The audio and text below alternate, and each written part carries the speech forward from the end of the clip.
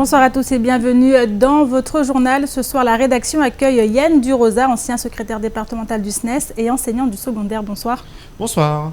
Alors la grève générale s'installe dans la durée. On a parlé ces derniers jours même d'un durcissement du mouvement pour l'intersyndicale. Pas question de lâcher prise, on en parle tout à l'heure avec vous Yann. Avec nous également sur le plateau Chakila Issouf, journaliste à KTV. Bonsoir Chakila. Bonsoir. Alors on l'a vu lors de nos précédentes éditions, la grève générale a donné lieu à des débordements et le mouvement pourrait se poursuivre lundi et de part et d'autre on parle déjà d'appel au calme. On en parle également avec vous tout à l'heure. Mais d'abord voici les titres de ce vendredi 13 novembre.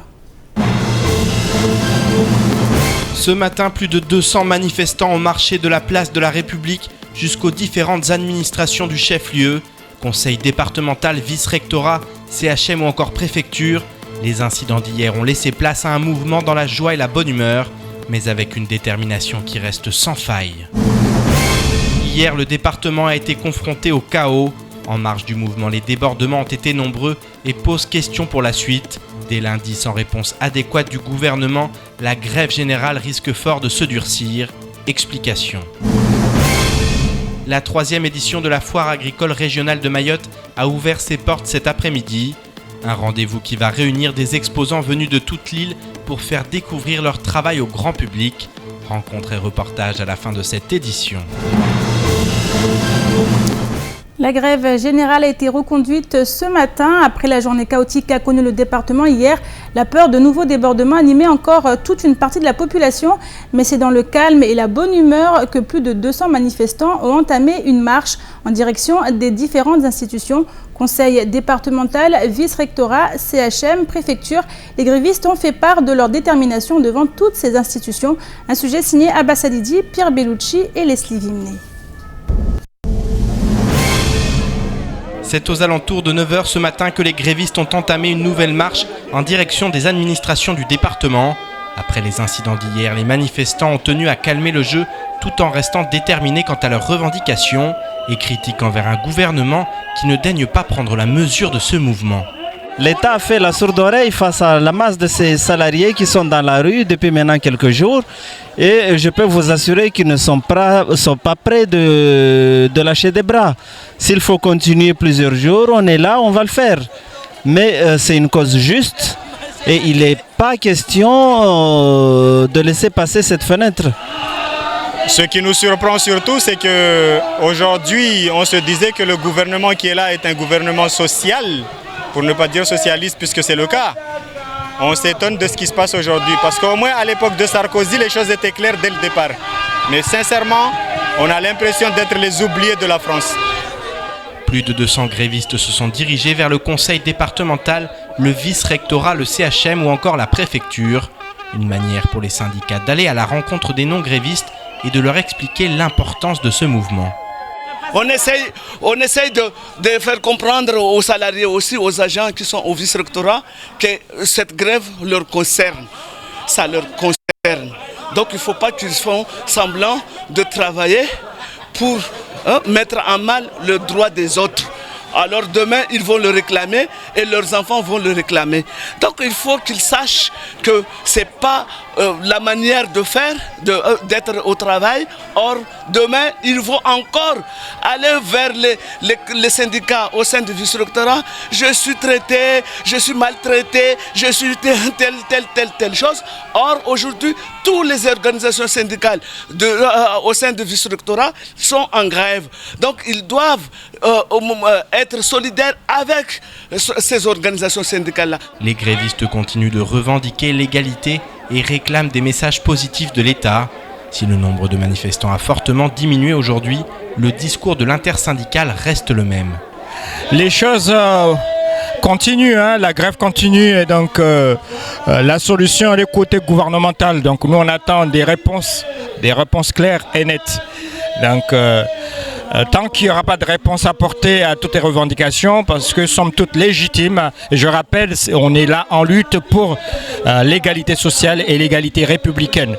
Donc si c'est pas légitime, moi je ne sais pas comment faire, parce que ici à Mayotte, on est les oubliés de la République. Aujourd'hui, plus que jamais, nous réclamons notre appartenance à cette fraternité de citoyenneté. Donc aujourd'hui, nous sommes Français, nous sommes département d'outre-mer, nous avons droit à la solidarité nationale, nous avons droit à être traités comme les autres départements d'outre-mer. Loin des débordements d'hier, cette matinée de grève s'est déroulée dans le calme et la bonne humeur. L'objectif étant avant tout de montrer que la lutte continuerait, quoi qu'il arrive. Alors Yann Durosa, vous êtes ancien secrétaire départemental du SNES. On l'a vu dans le reportage depuis quelques jours, public et privé, main dans la main pour revendiquer l'égalité. Oui, c'est un mouvement de grève générale qui s'est instauré maintenant depuis quelques jours sur le département, mais ce n'est pas un mouvement qui date il y a une semaine ou de 10 jours. Ce sont des sujets dont on parle, dont on discute, dont on négocie depuis quasiment le mois de mai, le mois de juin dernier. Après la clause de revoyure, tous les sujets qui sont abordés aujourd'hui par l'intersyndicale sur l'égalité à Mayotte, sur l'égalité sociale, pour le droit social ici sur le département, ce sont des sujets qui sont abordés dans la clause de revoyure depuis des mois, où le dialogue social au départ a été instauré par le gouvernement. Plusieurs rencontres, des dizaines de rencontres, de réunions, de discussions, que cela soit ici sur Mayotte avec des conseillers venus de l'Hexagone, que ça soit à Paris. Et résultat, après le 29 septembre et les relevés de conclusion de la clause de revoyure, on s'est aperçu, l'intersyndicale s'est aperçu que le compte n'y était pas. Que les différentes revendications qui étaient abordées tant sur le privé, tant sur le public, que ce soit sur l'ancienneté générale de service des agents de la collectivité avant l'intégration, on se retrouve dans une situation de blocage. Et l'intersyndicale a joué le jeu du dialogue. On ne peut pas dire que l'intersyndicale n'a pas joué le jeu du dialogue durant les mois et les semaines précédents. Mais à un moment donné, quand on arrive au blocage, le seul langage qui existe, c'est la grève générale dans ce cas-là, et les manifestations. Alors, la liste des revendications est longue. Est-ce que justement, ce n'est pas la raison qui fait que le gouvernement ne veut pas répondre à toutes vos revendications? Est-ce qu'il ne faut pas trancher quelque part, la revoir un peu à la baisse? J'ai connu des grèves ici à Mayotte où la liste était largement plus longue que ce qu'elle est maintenant. Mais ce sont des sujets anciens. L'intégration des agents et l'ancienneté générale de service est un sujet ancien. L'indexation, les 40% et les 53% demandés par l'intersyndicale, c'est un serpent de mer ici sur Mayotte en termes d'égalité. Ensuite, quand on a l'attractivité, qui est un point important pour faire venir, pour rendre le département attractif, pour avoir un service public de qualité, pour que les Mahorais, que l'ensemble de la population à Mayotte puissent avoir les mêmes services qu'ils auraient pu avoir dans un autre dôme ou dans l'Hexagone. C'est une revendication relativement ancienne. Donc, on est sur des points qui ne sont pas nouveaux pour les services de l'État et pour le gouvernement. Alors là, vous parlez de vos revendications dans le public et le privé. On parlait au départ d'une grève générale. Alors on a l'impression que les taux se resserrent un petit peu sur vous, hein, l'intersyndicale, avec les salariés. Et quid des autres revendications, l'insécurité, le foncier, tout ça? Qu'est-ce que vous en faites? Alors, ces questions d'insécurité et de foncier n'étaient pas sur la plateforme revendicative de l'intersyndicale. Alors ça se greffe puisque c'est, je dirais, c'est l'ambiance, c'est le contexte actuel. On sent que, et on entend les gens dans la rue. L'appel a été fait à la population également. Oui, par exemple, si on prend la fiscalité, l'imposition de droit commun, les gens se disent, mais on a des devoirs, on doit payer les impôts qui, eux, tombent tout de suite à 100%. Et on s'aperçoit que, par exemple, le droit du travail n'est pas appliqué immédiatement. Il y a cette sensation, ce sentiment d'inégalité des devoirs tout de suite et les droits en 2025, 2030 et sur un lointain avenir. Donc c'est ça qui exaspère la population, c'est ça qui exaspère les gens. Alors je rentrerai pas sur les problématiques de violence, d'immigration, etc., où on sent aussi une exaspération de la population. C'est vrai que ça se retrouve sur ce mouvement-là. Après, il faudra voir sur ces questions-là ce que l'État peut apporter comme réponse. Alors une réunion s'est tenue à Paris, on l'a appris.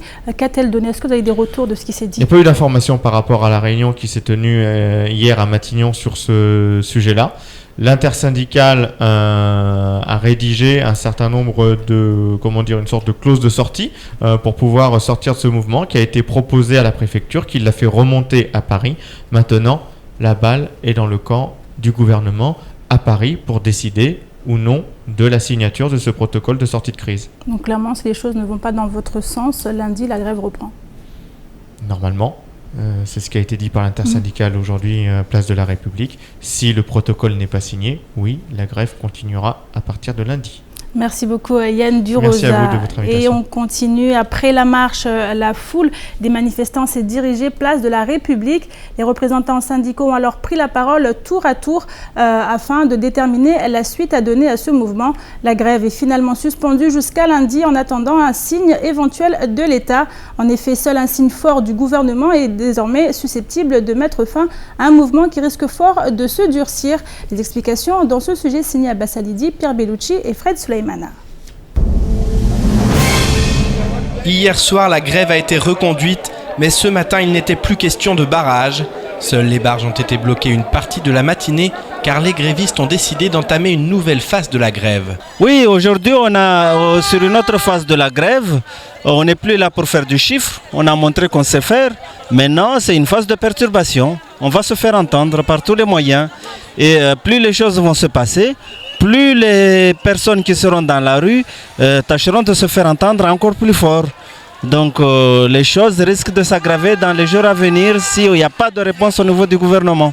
Après la marche, une assemblée générale s'est tenue place de la République. La question d'un durcissement du mouvement a été évoquée et a rapidement fait l'unanimité. Si pour le moment les manifestants continuent de protester dans le calme, en cas de mutisme du gouvernement, le mouvement risque de changer de ton dès lundi. De toute façon, c'était une semaine tranquille, donc ça sera tout autant tranquille et surtout reposant parce qu'il va falloir, et les syndicats s'organiseront, verront si effectivement la proposition qui a été envoyée ce matin au préfet peut aboutir à quelque chose de positif, auquel cas, en cas de déception, le mouvement reprendra des plus belles lundi avec un dispositif de blocage des 3-4 entrées de Mamoudzou dès l'aube, lundi matin. Les menaces sont clairement lancées. Dès lundi, les manifestants bloqueront les entrées et les sorties du chef-lieu. Il y aura une façon pour les collègues, ils vont trouver un moyen pour rendre hermétique l'accès dans Mamoudzou. On s'est donné comme consigne de ne pas laisser les mouches rentrer dans Mamoudzou lundi matin. La paralysie devrait reprendre dès la semaine prochaine. En effet, une phrase lancée lors de l'Assemblée générale a annoncé la couleur. S'il n'y a pas de réponse positive d'ici dimanche soir, les arbres vont tomber lundi matin. Alors Pierre Bellucci nous a rejoint au cours de ce journal. Alors Pierre, on l'a vu, on parle de ce mouvement qui risque de continuer lundi. Oui, bonsoir Amina, bonsoir à toutes et à tous. Effectivement, oui, Yann en a parlé, le mouvement risque, il y a de grandes chances, puisqu'il faudrait que dans le week-end, il y ait un signe fort. Alors, il a évoqué un signe fort, qu'est-ce que ça signifie ? Vu le nombre de revendications qu'il y a sur la table, je ne suis pas sûr que tout le monde soit satisfait ce dimanche. Donc ça veut dire que lundi, on repart, et on repart dans un autre... il y a eu plusieurs phases dans ce mouvement, on le voit. Hein. Un mouvement, il faut aussi quand même le dire, qui est très bien cadré. Alors certes, hier, il y a eu en marge du mouvement tous ces débordements. On va y revenir tout à l'heure avec Shakila, qui sont déplorables. Et voilà, c'est vrai que ça a été une journée très chaotique. Mais voilà, depuis le début, ils suivent un mouvement. Ils sont préparés, on le sait, depuis plusieurs semaines. Ils sont allés à Paris avec leur base nationale, notamment Elanziz Amidou, pour Force ouvrière au niveau national. Ils ont préparé cette intersyndicale, cette interprofessionnelle aussi, parce qu'on le voit, ils sont unis à la fois dans le public, à la fois dans le privé. Il y a des retraités. Voilà, là maintenant, à un moment donné, de toute façon, s'il n'y a pas de réponse, on le sait depuis le début, ça va se durcir. Dès lundi, il y a de grandes chances, effectivement, avec ces blocages qui sont annoncés, blocages un peu partout. Le chef-lieu, ça va être assez inédit, encore une fois, parce que le chef-lieu risque d'être un peu reclus sur lui-même. Personne ne va entrer, personne ne va sortir du chef-lieu. Donc voilà, il y a plusieurs phases comme ça. Maintenant, on attend la réaction en face. On sait qu'il y a eu une rencontre interministérielle. Voilà, on sait que maintenant la situation est grave et qu'il va falloir qu'il y ait des réponses. Maintenant, on attend. Alors justement, la rencontre interministérielle a eu lieu après justement tous ces mouvements. Est-ce qu'il a fallu, on peut dire que l'intersyndicale a eu raison quelque part d'aller jusqu'au bout? Est-ce que c'est ce qui est ressenti dans les rangs des syndicats? Mais écoutez, dans leur stratégie, je crois qu'ils sont très clairs, ils vont rien lâcher, absolument rien lâcher. Ils ont entamé un rapport de force, on a entendu souvent ce mot revenir, un rapport de force, et c'est de ça dont il s'agit. Alors hier, tous les événements qui se sont passés, quelque part, même si c'était en marge, je pense que ça a servi le mouvement, il faut le dire, ça a servi le mouvement, parce qu'on a vu qu'à Mayotte, lorsqu'il y a ce genre de mouvement, il y a aussi d'autres personnes qui se greffent, qui ont tendance à se greffer, et ça peut très vite s'embraser, et ça peut très vite prendre des proportions, comme on l'a vu hier, qui sont assez incroyables, quoi, avec tout ce qui s'est passé partout. Donc effectivement, le rapport de force est engagé, ils sont maintenant entendus, en tout cas, voilà, ils se montrent, ils sont là, ils montrent qu'ils ne vont rien lâcher. Alors, il faut le dire quand même, aujourd'hui, il y a eu beaucoup moins de monde, parce que aussi aujourd'hui c'était une journée d'apaisement, parce que hier, mine de rien, ça a quand même fait du mal au mouvement, tout ce qui s'est passé autour. Maintenant, ça va continuer. Dans quelle mesure, nous allons le voir, mais il y a de fortes chances pour que ça se durcisse. Alors je vous propose maintenant d'écouter le député Aboubacar qui s'exprime sur les incidents qui se sont déroulés hier, des propos recueillis lors de la matinale de Koezi. Avant de rentrer dans la réponse à vos questions, je voudrais aujourd'hui m'adresser aux Mahoraises et aux Mahorais, et notamment aux jeunes. Je voudrais ce matin lancer un appel au calme et lancer un appel à la responsabilité pour tous. Et quand je dis pour tous, c'est tous les responsables, syndicalistes, politiques, administratifs. Et en disant cela, j'ai une pensée à toutes les victimes des violences qui ont eu lieu hier. Parce que si j'apporte depuis le début un soutien sans faille à celles des revendications qui sont justes et raisonnables, je condamne également toutes les violences de toutes sortes. Parce que le droit à manifester est un droit intangible dans notre démocratie, mais les actes de violence ne sont ni excusables ni admissibles d'aucune sorte. Alors Chakila, on l'a vu, on appelle au calme ici. Vous qui avez vécu ces journées sur le terrain, qu'est-ce que vous avez ressenti? Quelle différence il y a eu entre hier et aujourd'hui? Déjà, aujourd'hui, c'était un peu inquiétant ce calme. C'est un peu le calme avant la tempête. Est-ce qu'on aura cette révolution sociale que tous les syndicalistes revendiquent depuis toutes ces années? Et ben hier, tout simplement, j'étais au cœur d'un des barrages qui était au Baobab, et tout simplement, j'ai vécu ce que ont vécu tout simplement les jeunes qui barraient la route. Alors, c'était quoi leur motivation justement à ces jeunes de barrer la route? On a vu aussi, il n'y a pas que barrage, il y a eu aussi des pneus qui ont brûlé. Mais on l'a dit plusieurs fois dans plusieurs reportages, que la rue, c'est là où vivent ces jeunes. C'est chez eux. Donc on ne peut pas les sortir de la rue.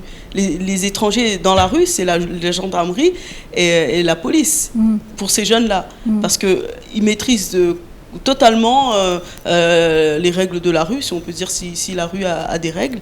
Et tout simplement, ces jeunes, pour eux, c'est un jeu. Dès qu'il se passe quelque chose, c'est l'occasion pour eux d'aller sur le terrain. C'est un jeu, c'est chez eux, c'est leur terrain de jeu. Ils jouent comme ça avec la police et ils se rendent même pas compte qu'ils font du mal en fait. Et les fautifs, c'est pas forcément, on peut pas dire que c'est les jeunes, parce que la plupart c'est des jeunes, ils ont 12, 13. Il y a même qui en ont 7 ans, il y en a qui ont 7, 8 ans. Qu'est-ce qu'ils font là?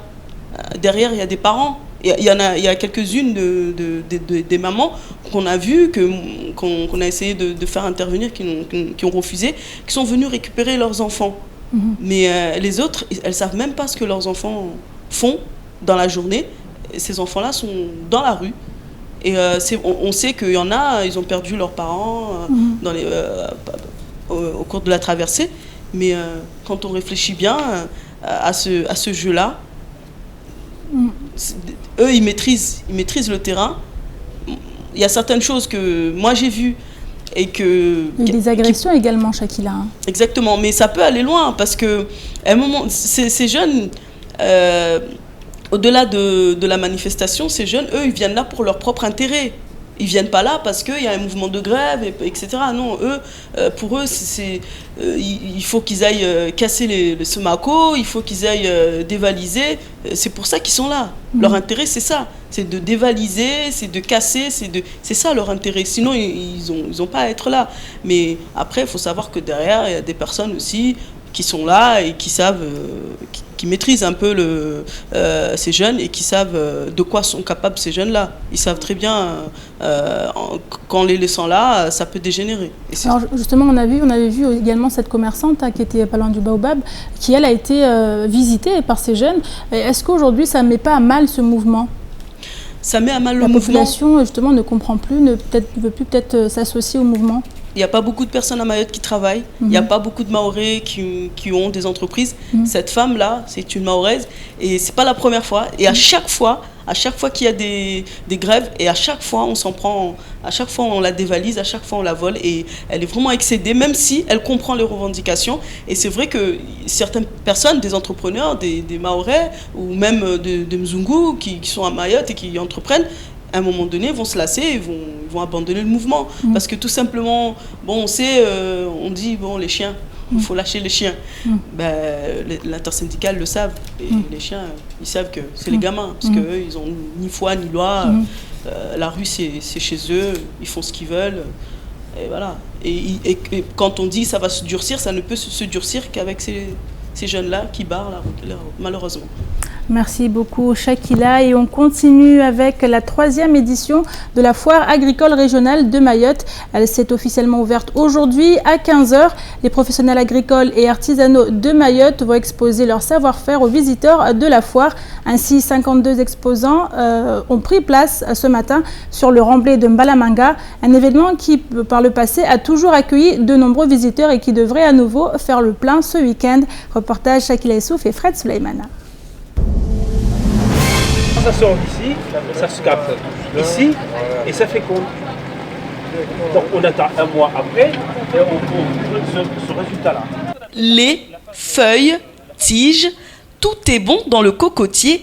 Et ça, les Mahorais l'ont bien compris. C'est avec beaucoup de hâte et de joie d'acheter de nouveaux plants que les visiteurs affluent à ce stand. Entre explications et ventes, l'importance de planter du cocotier se réactualise. Je suis de la chambre. J'ai en profité là de voir monsieur par rapport au cocotier, que j'en ai 2 là à la maison. Il y a un qui produit et un autre qui ne produit pas. Donc je voulais savoir les raisons.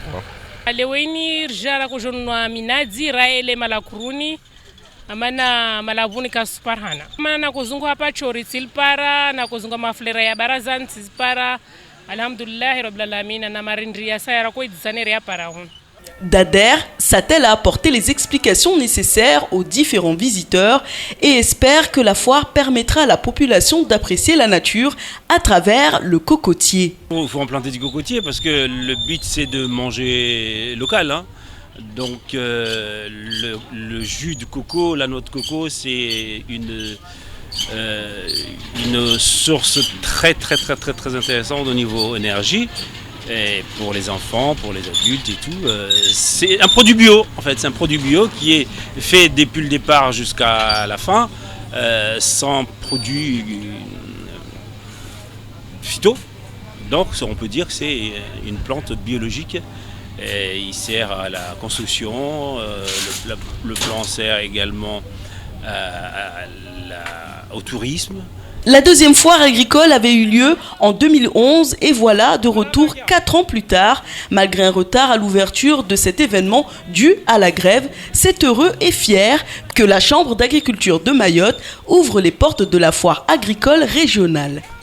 Là c'est le premier jour, hein, d'habitude les manifestations comme ça, le premier jour vendredi, hein, ça se passe pas, il n'y a pas beaucoup du monde, mais je suis sûr que vers 16h il y a un peu plus du monde, mais on attend beaucoup du monde demain samedi, hein, parce que c'est jour de repos, les gens ils se lèvent le matin, ils prennent le petit déjeuner et puis ils viennent acheter, faire leurs achats. Je vous propose maintenant de faire un petit tour d'horizon du reste de l'actualité de ce vendredi 13 novembre et c'est tout de suite dans l'actualité en bref. Alors que le PIB national dépasse 30 000 € par an et par habitant, celui de Mayotte est de 7 900 €.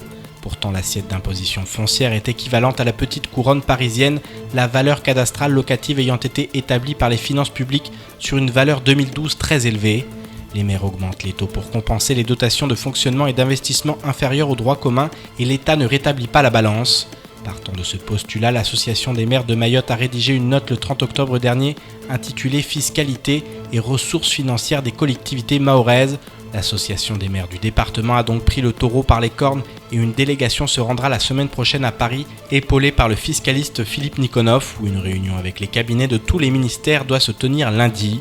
Une rencontre est également programmée au ministère de l'Outre-mer et Saïd Omar Wali sera en tête de pont pour ouvrir toutes les portes et obtenir des réponses, et surtout des solutions, afin de soulager les Mahorais. La misère est de plus en plus présente à Mayotte et depuis des années, il n'est pas rare de trouver des enfants faisant les poubelles.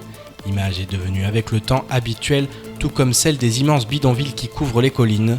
Si des efforts sont faits en matière de ramassage des déchets et de tri sélectif avec des conteneurs trio, ces bacs énormes conçus pour éviter les accidents et dont les gorges d'entrée sont minuscules ne sont visiblement pas assez minces car un enfant peut s'y glisser. C'est ce qui s'est produit à Mgombani où un enfant est ressorti du trio plastique alors qu'il était à la recherche de bouteilles. Désormais même ces containers spéciaux sont visités par une jeunesse en détresse qui risque sa vie pour se nourrir, s'habiller ou s'abreuver. Mayotte en est là, un département français sous-développé et plongé dans le chaos. Quelques heures après une visite ministérielle qui aura laissé à une population avide d'égalité et de reconnaissance un goût bien amer.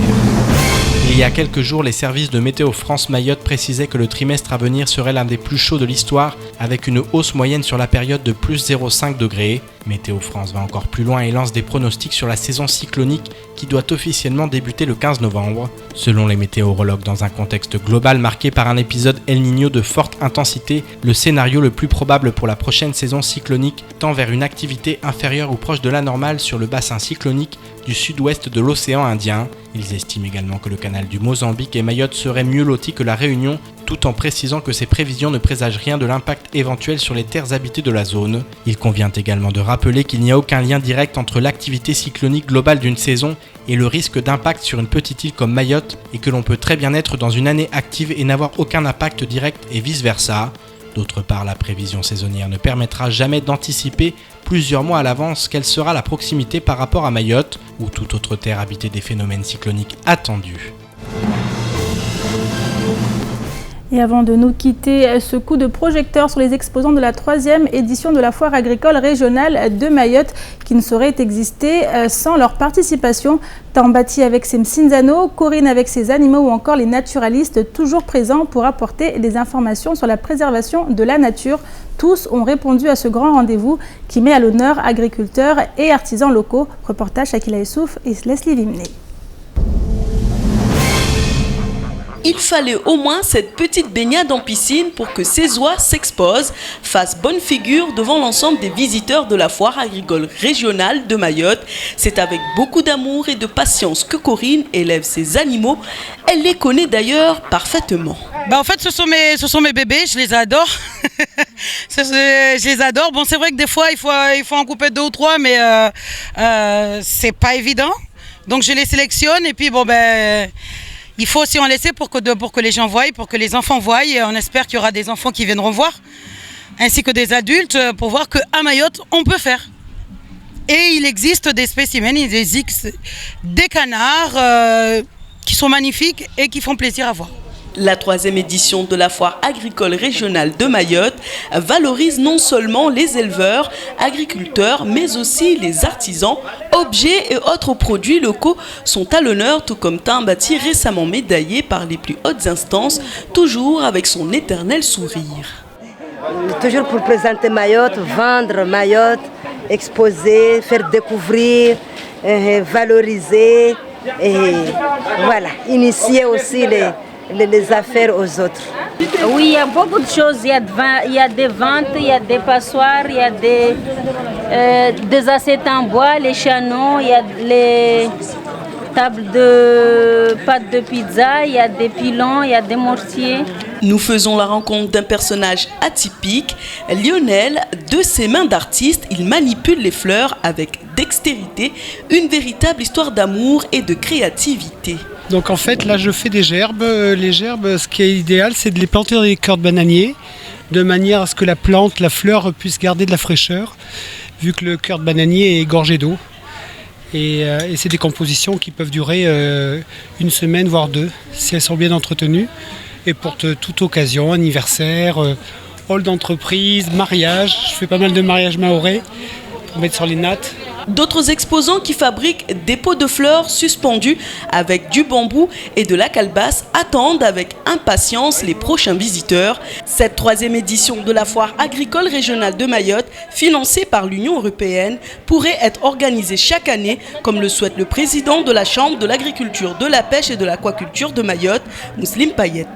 Là, comment on a disposé les stands de la foire? En fait, il y a 3 blocs, entre guillemets. Il y a un bloc agricole où on trouve des agriculteurs, des organisations professionnelles. Et on a un autre bloc artisanat, donc des métiers de l'artisanat. Et un autre bloc entreprise, donc plus tout ce qui est entreprise du service lié plus ou moins à l'agriculture également. Nous sommes aussi là, la CAPAM, pour informer les agriculteurs ou les non-agriculteurs concernant nos métiers, nos champs de compétences et nos missions. Donc il y a moyen de venir quand même nous rencontrer pour qu'on puisse expliquer exactement ce qu'on fait. C'est la fin de cette édition. Merci à vous de l'avoir suivi. Une édition que vous pourrez suivre en rediffusion sur notre site l'infocoesie.fr et sur OM5. Dans quelques instants, Nella Perrine vous donnera les nouvelles du temps pour la journée de demain. Retrouvez juste après l'invité du temps de parole, le député Ibrahim Aboubakar. Il était ce matin au micro de Patrick Bihan. Demain, samedi et dimanche à 19h, ne ratez pas votre magazine Les Rendez-vous de l'info. Excellente fin de semaine à vous sur KTV.